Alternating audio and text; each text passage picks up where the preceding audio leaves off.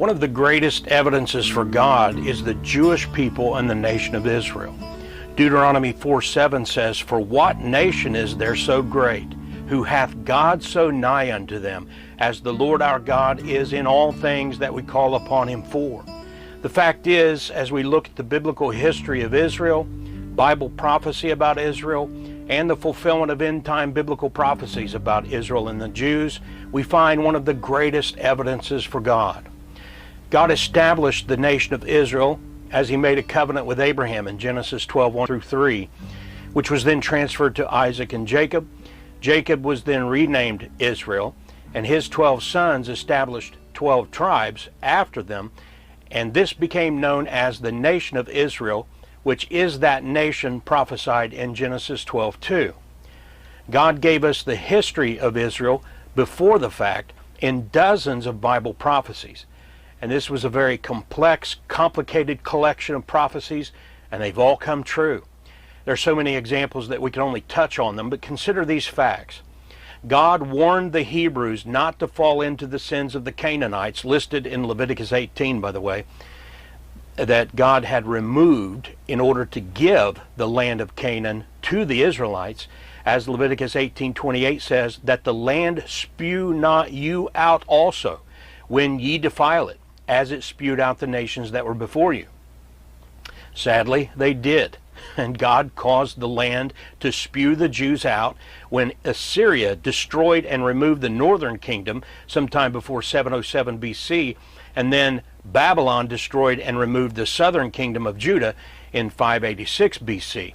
Well, then Jeremiah 25:11 tells us, and this is recorded elsewhere, the prophet Daniel read this himself when he was taken into Babylon as a captive, that God prophesied that after 70 years, counting from 586 BC, the Jews would go back to the land. And beginning in 517 or 516 BC, they did. The Jews were in the land right up to the time of the first advent of Jesus, just as the Bible foretold. Jesus then, when he was on the earth, foretold of the destruction of Israel by the Romans, including Jerusalem and the Temple Mount, again in Luke 19:41-44 and elsewhere, resulting in the second diaspora or dispersion of the Jews out of the land. Well, that opened the way for Isaiah's prophecy in Isaiah 11:11.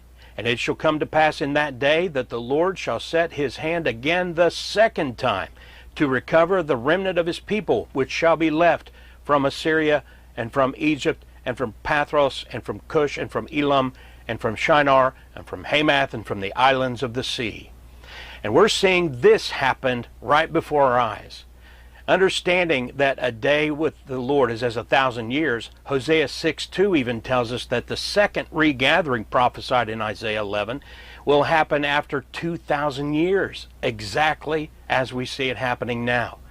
And space and time doesn't permit going into the biblical prediction that the rebirth of the nation of Israel in Isaiah 66 would happen suddenly, or that mass numbers of Jews would come from the north, which they have from Russia. That's described in Ezekiel 36.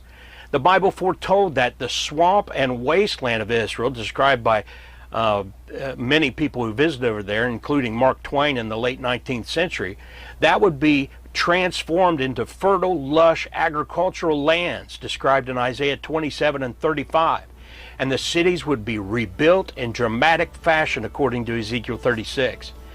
We're told in this 2,000-year-old book, written over a period of 4,000 years, that after 2,000 years, the dead language of the Hebrews would be revived, according to Zephaniah 3, and Jerusalem would come under Jewish control for the first time in 2,000 years, according to Zechariah 8, only to become then a source of conflict and a cup of trembling, as described in Zechariah 12. No nation has had such a history of destruction, dispersion, and rebirth, let alone the fact that it was all foretold in one book that claims to be given by inspiration of God. And any honest, intelligent person can see the fingerprints of God on our King James Bible and in the history of the Jewish people and nation of Israel, all declaring evidence for God.